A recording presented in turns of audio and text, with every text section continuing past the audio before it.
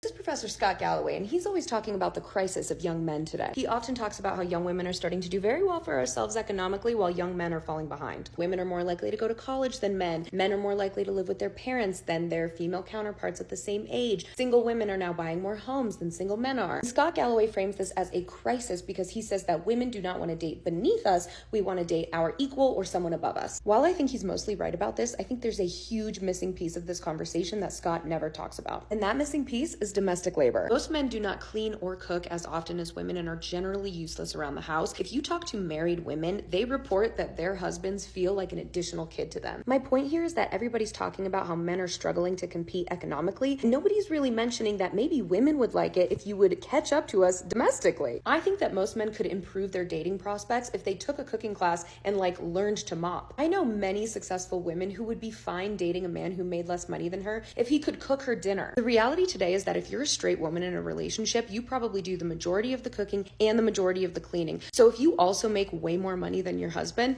maybe you could see how women don't want that deal. Men are not making as much money, but maybe you should focus on becoming an equal partner in other ways. I just feel like this is a major part of the conversation that no man is even considering.